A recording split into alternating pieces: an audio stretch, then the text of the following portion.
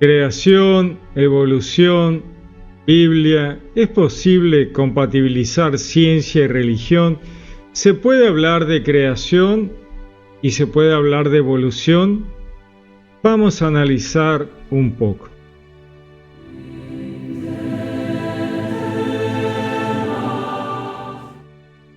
En la Biblia tenemos dos relatos creativos. Tenemos el relato de los 7 días y luego tenemos el relato del Edén. A primera vista da la impresión de que es imposible compatibilizar ciencia y religión. ¿Pero es posible? Sí, completamente, totalmente posible, no hay ningún problema. Que haya ciencia no evita a Dios, y si hay Dios no se evita la ciencia. La ciencia nos explica lo que Dios ha creado. Dios crea, la ciencia explica. Es simplemente que la ciencia se ocupa de aquellas cosas que puede hurgar, investigar, analizar y nos dice cómo funcionan. Pero la ciencia no crea los mecanismos que están de fondo en el universo, todos los mecanismos que hacen que las moléculas se unan, que la gravedad funcione, la gravitación universal, las leyes de la física, de la química.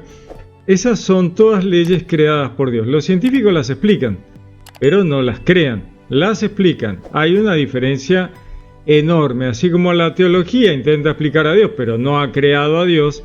De la misma manera la ciencia explica la naturaleza, todo aquello que se ve, pero no lo ha creado. Entonces tenemos estas dos situaciones, ¿no? Tenemos la Biblia, la relación con Dios, y tenemos la ciencia que se ocupa de explicarnos esas cosas que vemos todo el tiempo en lo cotidiano o en la investigación científica.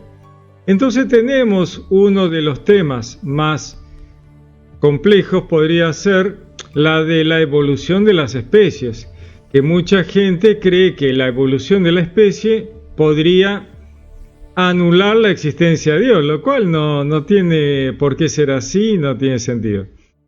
Lo que ocurre es que mucha gente toma que así como está hoy, así tiene que ser mañana, y así como está hoy, tendría que haber sido todo el pasado. Y la verdad que no es así. Todas las especies, todas las plantas, todo lo que está en el planeta evoluciona permanentemente. Desde la geografía, los ríos cambian de lugar, cambian de las costas, sube y baja el agua, tenemos glaciaciones, pasan las glaciaciones, se redefinen los contornos de los continentes, de las zonas bajas, las montañas se degradan por la acción del viento y de la lluvia, las placas tectónicas se mueven, se generan volcanes, bueno, o sea, todo se está moviendo. Y con respecto a la vida ocurre lo mismo. La vida evoluciona, cambia, se modifica, estamos en plena evolución en tiempo real, como decimos hoy, y eso no afecta a Dios. No es que Dios deja de existir si existe la evolución o la adaptación de las especies. Simplemente es otro motivo más para mostrar lo maravilloso de Dios al ver que Dios se ocupa de darnos mecanismos y herramientas que están más allá de nuestro control, que nos permiten como especie adaptarnos a nuevas situaciones y circunstancias. Una de esas herramientas tan maravillosas y que la ciencia estudia permanentemente es el ADN. El ADN, quien más, quien menos, ha escuchado hablar de él y alguno tendrá una idea de más o menos qué es. El ADN son estas moléculas que están unidas en una forma de doble hélice.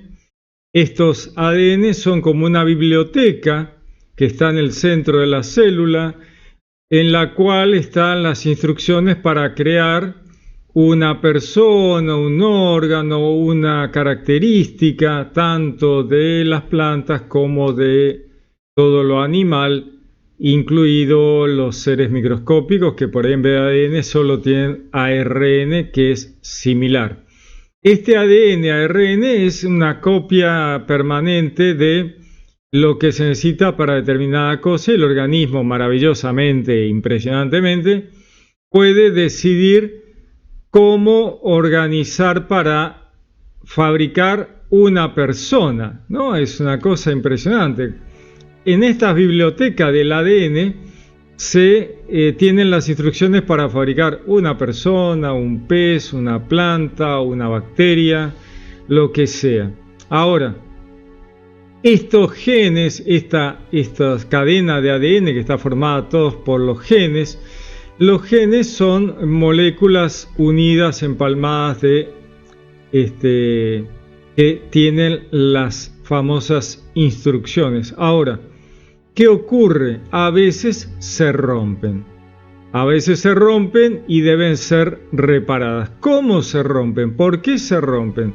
Bueno, a veces son virus que arruinan el ADN, a veces son fuerzas de la naturaleza, como por ejemplo los rayos cósmicos o la radiación de la misma Tierra, lo que se llama la radiación telúrica.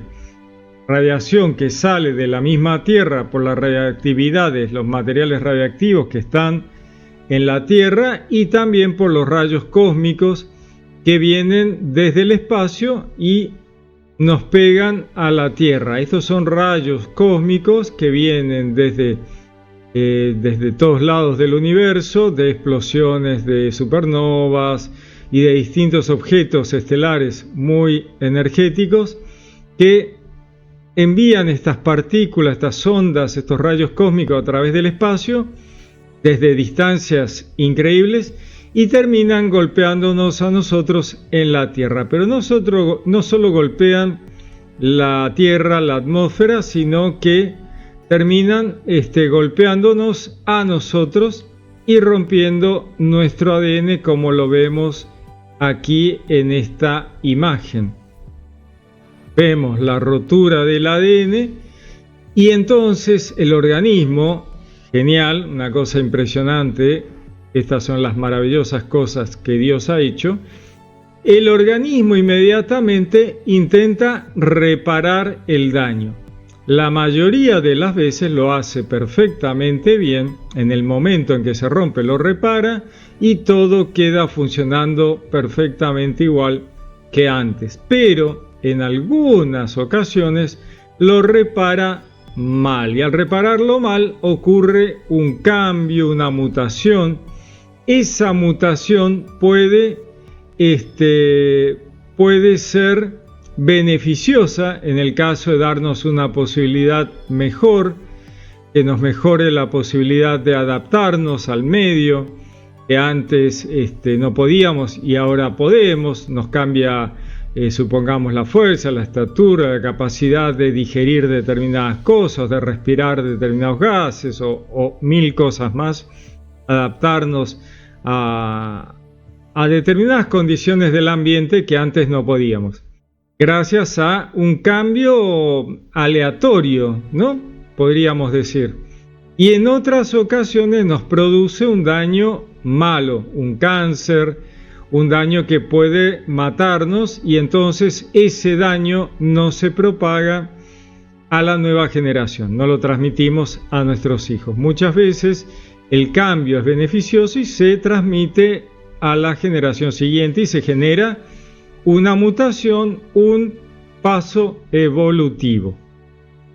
Y así es que entre la presión del ambiente y los cambios genéticos se va produciendo un camino evolutivo que nos va llevando de un animal allá en la antigüedad lejísimo a lo que somos hoy como personas. Y así igual todos los animales han tenido un mismo camino evolutivo que los ha llevado por distintos caminos. A nosotros, a la humanidad, Dios en algún momento en el pasado nos dio algo extra, ¿no? Que es esa imagen y semejanza a Dios, que hoy cada vez se lo asocia más a lo trascendental y no solamente a lo puramente orgánico, ¿no es cierto?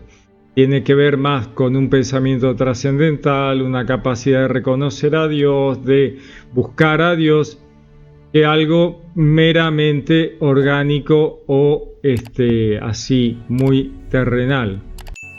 Todos estos mecanismos son mecanismos de Dios que Dios ha dejado de base en todo el universo, pues son mecanismos que se ven funcionar en todos lados. Obviamente que lo de la vida se ve solo aquí, porque no hemos podido observar vida funcional en otros lugares, lo vemos solo acá. Pero las leyes de la física, las leyes de la química, todas las leyes de la gravitación universal, etcétera, se ve en todas partes del universo. Donde miremos con los telescopios vemos funcionar de la misma manera. Y gracias a todos esos mecanismos es que estamos hechos de materia que se ha formado en los hornos de las estrellas. Nuestro mismo sistema solar está generado de materia generada en los hornos estelares. Los mecanismos de Dios que han hecho la evolución animal, la evolución de las especies, también ha generado, obviamente, antes el escenario ideal para que la vida prolifere. Para eso se necesita un espacio, un lugar, un jardín allí donde la vida pueda expresarse, ¿no? Esa maravilla de Dios que va generando los ambientes, los lugares, los ladrillos para poder armar las cosas, y eso tiene que ver con cómo el universo funciona gracias a los mecanismos que Dios ha dejado de fondo y cómo los elementos van haciéndose cada vez más complejos, permitiendo los ambientes ideales para el desarrollo de la vida, ¿no? Aquí vemos, por ejemplo, lo que es una nebulosa primitiva cuando uno la ve de muy cerca, podríamos decirlo, ¿no? Es todo partículas que han quedado flotando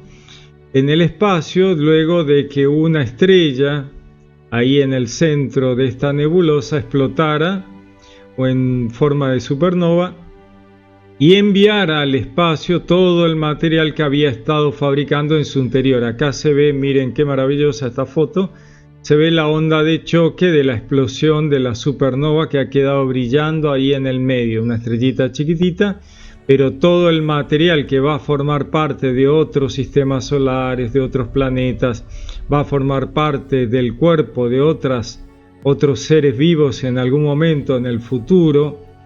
Lo estamos viendo ahí en ese momento. Obviamente que esto son distancias inmensas, enormes, y parece que estuviera todo quieto cuando en realidad se está moviendo a unas velocidades impresionantes, ¿no? Aquí vemos, por ejemplo, un sistema solar como el nuestro en formación. Esto es los maravillosos mecanismos de Dios para generar un sistema solar como aquel en el cual vivimos nosotros. Nuestro sistema solar originalmente se vio así. Ahí está el Sol en el medio, ¿no es cierto? Y esto es un sistema solar en formación. Este es desde otro lado un sistema solar más avanzado, ya ha pasado más tiempo. El polvo ya está empezando a armar planetas a su alrededor como el nuestro, como Mercurio, Marte, Júpiter, Saturno, y ahí está brillando la estrella central, ¿no? Esta imagen en particular puede darnos una idea.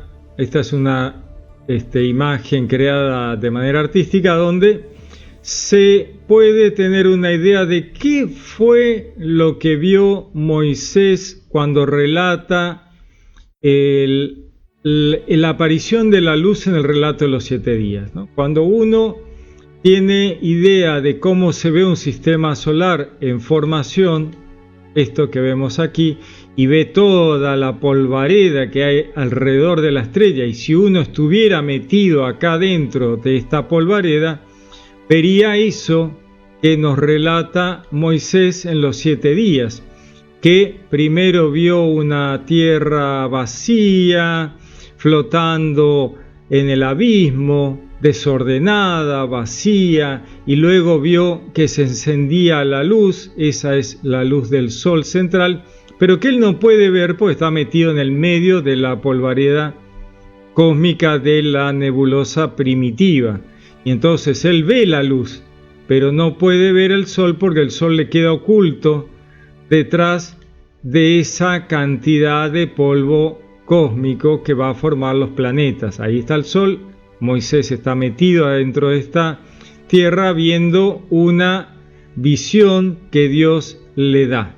Y entonces, ¿cuándo se va a dar cuenta y va a ver el sol? Recién en lo que es el cuarto día del relato de la creación.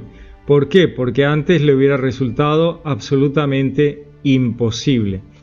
Pero todo esto que les muestro son mecanismos de Dios para generar sistemas solares como el nuestro donde la vida pueda existir, ¿no? Porque la vida existe gracias a que Dios ha creado los mecanismos para generar estos lugares especiales para que la vida pueda proliferar, crearse, ¿no? Gracias a los mecanismos de Dios, y Dios los va a ir organizando, los va a ir llevando de la mano para que la vida aparezca como la conocemos. ¿Puede ser que en otro lado sea distinta? Puede ser que en otro lado sea distinta, porque la imagen y semejanza de Dios no tiene que ver con nuestra forma, sino con lo trascendental, el conocimiento de Dios, el conocimiento de la bondad, la justicia, ¿no es cierto?, de aquello que hace a Dios la divinidad, amor, misericordia, perdón. La forma de nuestros cuerpos puede ser de todo tipo de formas distintas. Tal vez sí haya algunas cosas que puedan ser comunes a toda la vida en el universo. Por ejemplo, tener 5 dedos, por ejemplo, eso podría ser común porque tiene que ver con un tema de lo que nos muestra a Dios de la interacción entre lo divino y lo humano, ¿no? Ese 4 y ese 1, el 5, que tiene que ver con algunas cosas que terminan siendo a la ciencia algo muy llamativo, y que es la base 10 de la matemática. Tenemos 10 deditos y la matemática de base 10 es la más sencilla y seguramente va a ser la más sencilla en todo el universo porque es súper simple. Una matemática de base 10. 1 por 10, 10, ¿no? 10 por 10, 100, 100 y así vamos. Es súper fácil, es mucho más fácil que una matemática de base 12 o base 13 o base 15, que es un desastre. Nos cuesta muchísimo más. Si tenemos una calculadora no hay problema, pero si lo tenemos que hacer manualmente, la matemática de base 10 es súper fácil. O sea, es maravilloso que Dios nos haya dado 10 dedos para una matemática tan sencilla. Cualquiera sabe la diferencia que hay entre hacer cálculos con docenas o con minutos y horas de 60 y 60 y 60 que hacer todo con base 10. 10, 100, 1000... 10.000, 100.000, es mucho más fácil. Entonces ahí vemos cómo en la misma creación hay cosas tan maravillosas como esto, ¿no? Tener 10 dedos cuando la matemática más sencilla del universo es de base 10. Y no es que nos es más fácil la base 10 porque tenemos 10 dedos, no, es al revés. Porque tenemos otras bases como 60 de las horas o 12 de las docenas y no es más fácil, es mucho más complicado. Entonces tenemos, por ejemplo, cuando vemos esto que es una imagen de la deriva continental, que esta flechita blanca remite a la ubicación posible de Moisés al ver la visión de Dios en los 7 días. ¿Por qué está esto así? Bueno, esta es la deriva continental del megacontinente Pangea en determinado momento de la evolución planetaria. Y si uno hace un correlato entre este movimiento de deriva continental probada por los científicos y el relato de Moisés en los 7 días, vamos a ver que él va relatando una situación de en qué momento aparecen las plantas, en qué momento aparecen los animales, cuándo aparecen los monstruos marinos que tanto lo asustan, y vemos que coincide con su ubicación en el Sinaí y la deriva continental. Esto yo tengo un video hecho sobre la comparación de la ciencia y los 7 días para poder ver esta relación entre lo que Moisés dice que puede no combinar a primera vista con la ciencia, pero que cuando uno lo compara poniendo a Moisés en el lugar de la deriva continental, va a combinar perfectamente con los 7 días del relato bíblico, lo cual es impresionante. Yo hice todo el trabajo, he escrito un libro sobre esto que se llama El Observador del Génesis.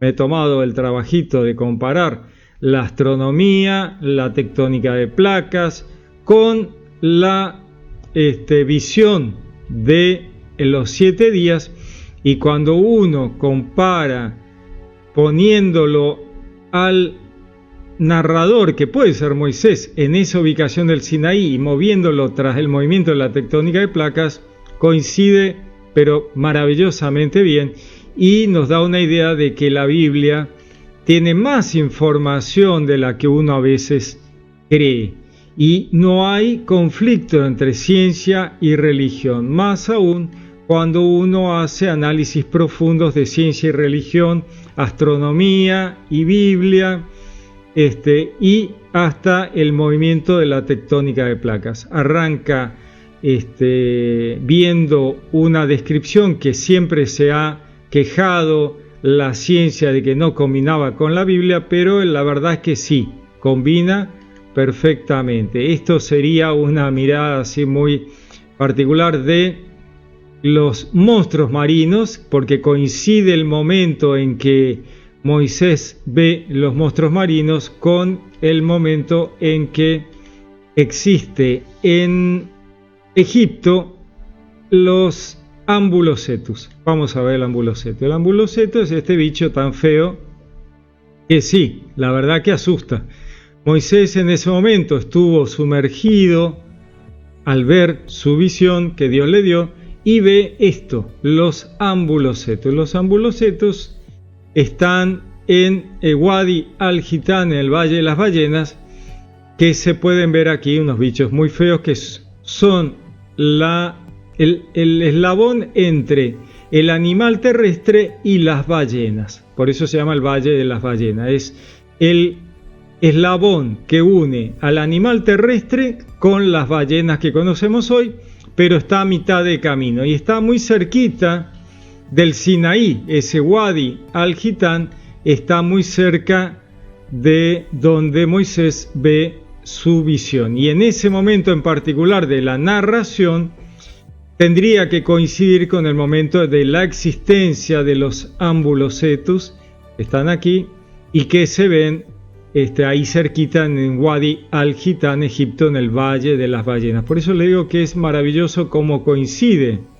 el relato científico con el relato bíblico de los 7 días. Entonces, volvamos a el origen de este asunto. Los mecanismos de Dios para la evolución de las especies y cómo coincide perfectamente con la ciencia. Una cosa no invalida a la otra. No vamos a dejar afuera a Dios porque hayan existido los dinosaurios. Eso no tiene sentido, no tiene sentido. Y el Edén, vamos a analizar un poquito el Edén. Veamos el Edén, porque ahí tenemos el segundo relato creativo de la Biblia. Son 2 relatos. Uno, el de los 7 días, arranca con el día que Dios creó los cielos y la tierra y termina con una frase similar. Este fue el día que Dios creó los cielos y la tierra. Y ahí arranca el segundo relato, el del Edén, que nos da una ubicación terrenal. Muchas veces se habla que no, que el Edén estaba en el cielo, como... ¿Por qué se habla que el Edén estaba en el cielo? Porque no se había podido relacionar por qué el Edén nos muestra un lugar específicamente terrenal y obviamente que en algún momento quedó desfasado de la ciencia, ¿no? Pudiendo combinar ciencia y Edén, se dijo, bueno, muchas veces se escucha que dicen, bueno, el Edén es un relato ficticio, es una poesía. No existe. Es simplemente para que tengamos una idea del pecado original, pero no tiene asidero en la realidad. Por otro lado, otro dice, no, el Edén estaba en el cielo, en otra dimensión. Pero la Biblia no dice eso. La Biblia es muy clara en que el Edén tiene una ubicación geográfica específica. Está ahí, entre los ríos aquel y el otro, Gijón, Pisón, Tigris, Éufrates. Tiene un lugar muy específico y que afuera hay determinadas poblaciones, Asur, Cuj, Javilá, Nod, de donde es la mujer de Caín. Entonces hay una ubicación, no es que no sabemos dónde, la ubicación está clarísima. Entonces tenemos que buscar esa ubicación y ver qué pasó para ubicarla en un relato también científico, pues no puede ser que seamos científicos en la vereda y terraplanistas adentro de la iglesia. Eso no tiene sentido. Así que vamos a ver un poquito qué nos dice la arqueología acerca del lugar cercano al Edén. Miren, esto es la cueva Quebará Cave, que está ahí cerquita del Edén, que tiene una antigüedad mucho mayor que el Edén. Estos son restos arqueológicos muy, muy antiguos. Esta es la cueva Amud Strem, que está también en las cercanías. Esta es otra mirada de esas mismas cuevas. Esto que está aquí es flechas, herramientas del Paleolítico. El Paleolítico. ¿Qué es el Paleolítico? Significa paleo, viejo, lítico, piedra. Piedras viejas, sería así, sencillo. Esto es anterior al Edén. Esto es arqueología, esto es anterior al Edén. ¿Y por qué sabemos que esto es anterior al Edén? Bueno, porque el Edén tiene en su relato pequeños detalles que nos dan una idea del momento histórico de la ubicación, del momento de Adán. ¿Cómo sabemos eso? Bueno, lo sabemos porque el relato del Edén habla de que Dios pone a Adán a labrar el suelo del jardín. Y al labrar el suelo estamos hablando de una actividad moderna. Luego Caín y Abel van a tener actividades modernas. Uno es labrador y el otro es pastor. Ambas actividades, y sobre todo la de la labranza, es una actividad moderna que tiene que ver con los asentamientos humanos quietos. Si no me quedo quieto, no puedo cosechar. Para poder cosechar, me tengo que quedar en el mismo lugar donde planté. Tal vez si tengo un rebaño, puedo ser nómade. Voy de acá para allá llevando mis animalitos. Pero si hago plantación, me tengo que quedar quieto. Bueno, justamente Adán es un labrador. Por eso Dios lo pone a labrar el suelo para conseguir las semillas de las hierbas que él había determinado que comiera la humanidad, el pan, ¿no es cierto? Entonces, para conseguir el pan tiene que labrar el suelo. El fruto de los árboles está en los árboles que Dios le da en el Edén. Entonces tenemos una ubicación temporal.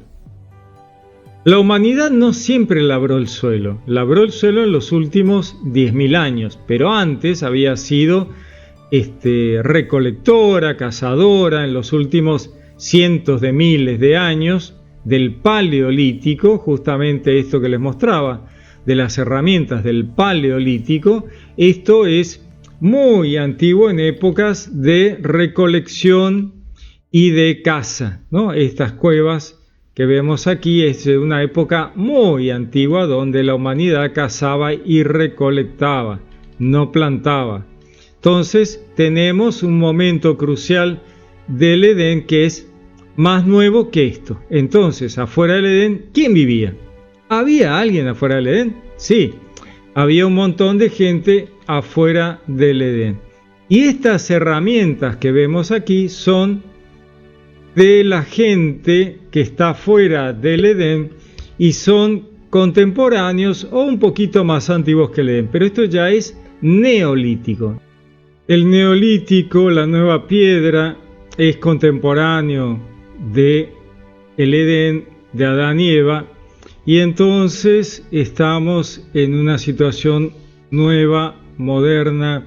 ¿Y por qué decimos que hay gente afuera? Por el relato, ¿no?, que nos dice Asur, Cuj, Havilá, que usan metales preciosos, que hacen comercio, porque si hablan de metales preciosos, de oro y qué sé yo, es porque hay un comercio allí. Si no hay valoración, no hay comercio. Si hay valoración, hay comercio.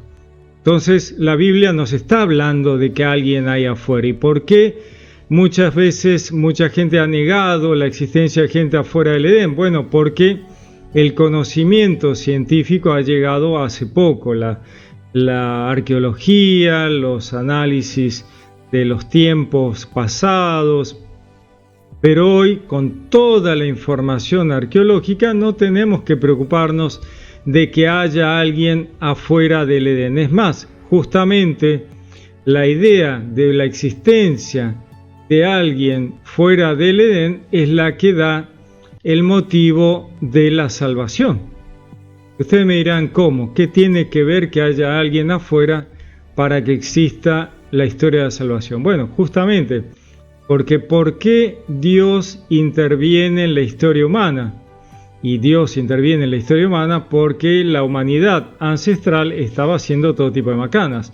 ¿Cuáles macanas? Sacrificios humanos, sacrificios de animales, idolatría, politeísmo y todo lo derivado.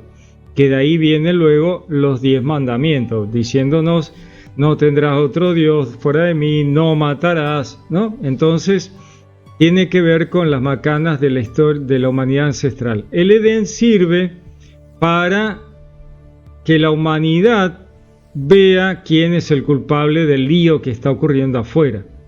El Satán. Si no vemos al Satán, no tenemos idea de quién es el culpable de la tribulación humana. Para ello es la utilidad del Edén. Dios promueve el Edén para que la humanidad pueda tener esa información gracias a Adán y Eva, que van a ser luego, mucho más adelante, con Abraham, van a ser los hebreos.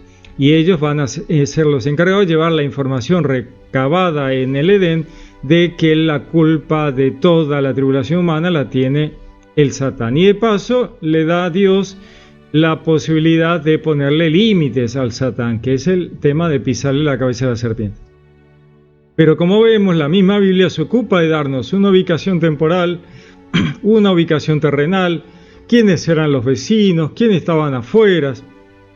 Lo que pasa es que hasta que no se tuvo la información científica, arqueológica, paleontológica, no se podía ubicar al Edén en una temporalidad real. Entonces era más fácil decir que el Edén era una historia, que era un poema introductorio, que estaba en el espacio, que estaba en el cielo, que estaba en otra dimensión. Pero hoy está fácil ubicarlo, tanto terrenalmente como temporalmente. Y también en lo teológico. ¿Por qué Dios crea el Edén si la humanidad ya estaba afuera? Bueno, pero la humanidad que estaba afuera no tenía ni idea de lo que pasaba. Y entonces, ¿Adán y Eva son distintos de los que estaban afuera? No, son iguales porque Dios crea personas exactamente iguales a las que estaban afuera. Adán y Eva son igualitos a los que están afuera. Pero nos muestra que sin la intervención del Satán, Adán y Eva se portan súper bien. Se empiezan a portar mal cuando el Satán les mete ideas raras en la cabeza. Hasta tanto el Satán no interviene, Adán y Eva viven felices, contentos. Así era la humanidad ancestral, vivían contentos y felices. Hasta que el Satán, que bajó del cielo, siendo un ángel, le complica la vida a la humanidad. Con lo cual tenemos también claramente que el pecado no inicia en la tierra. Entra a través de el Satán, lo mete a los hombres en la tierra. Por un hombre entró el pecado en el mundo, un hombre, alguno, en la humanidad, y lo mete un ángel del cielo que se opuso a Dios, el ángel caído, Satán, que mete el pecado en la tierra. Por lo tanto, el pecado inicia en el cielo, porque los primeros en pecar fueron los ángeles, aún estando en presencia de Dios. Increíble, se opusieron a Dios y traen el pecado al mundo. De eso se trata. El Edén nos muestra cómo, sin la intervención de Satán, la humanidad vivía feliz. Y a partir de ahí la humanidad tiene la obligación de llevar esa información fundamental al resto de los que viven afuera. Entonces Dios los echa del Edén, pone un ángel en la entrada para que no vuelvan a entrar y los envía a llevar esta información al resto, todos los demás que están afuera. Asur, Jabilá, Cus, todos esos que ya habían sido nombrados. Adán y Caín, Abel, los vemos como labradores y pastores. Por lo tanto, ellos están en un tiempo del neolítico, ya entrando a edad de bronce, edad de hierro. Después vamos a ver cómo sigue la historia humana reflejada en la Biblia con el tema de las armas, los cetros de hierro, el tema de el bronce, ¿no es cierto? Todo aquello, el oro, que es todo moderno, No hay en la Biblia todo lo anterior que tiene que ver con la recolección, la caza, que era prehistórico.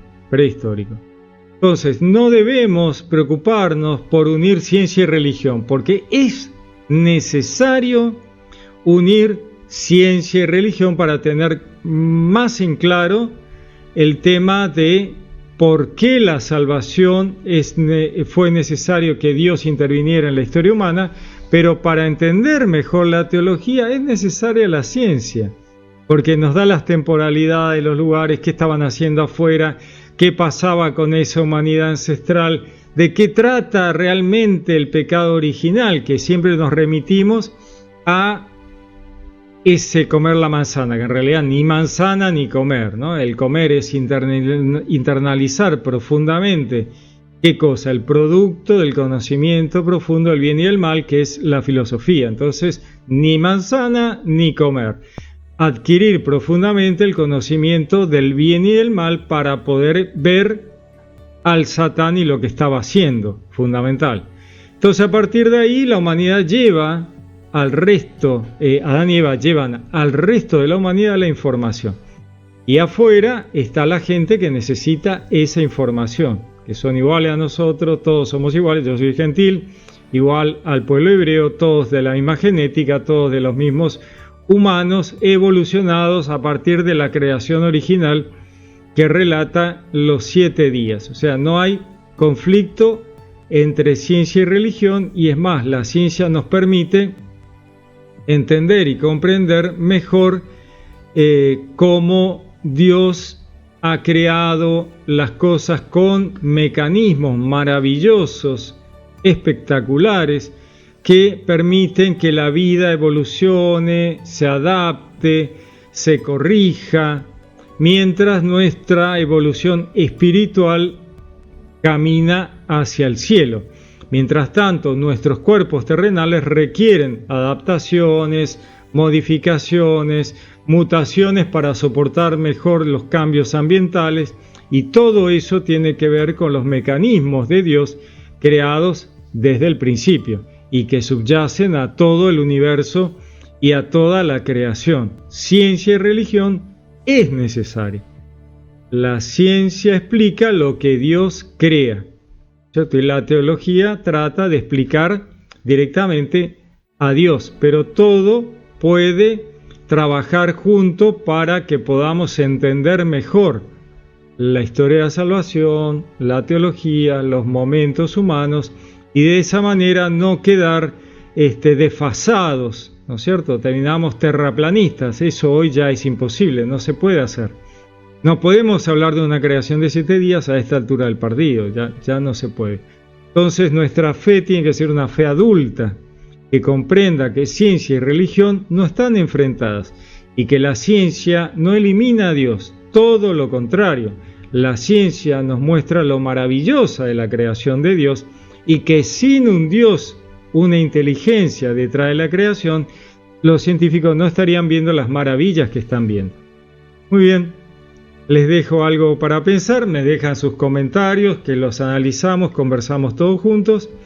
Tienen mis otros videos donde hablo de los 7 días, explico paso a paso los 7 días con respecto a la astronomía. También tengo otros videos donde hablo específicamente del Edén, donde profundizo más este tema de todas las culturas que estuvieron antes, durante y acompañaron al Edén y a Adán y Eva, toda la arqueología, toda la información científica necesaria para comprender todo este tema de la ubicación de la historia de la salvación en la temporalidad de la historia humana, ¿no?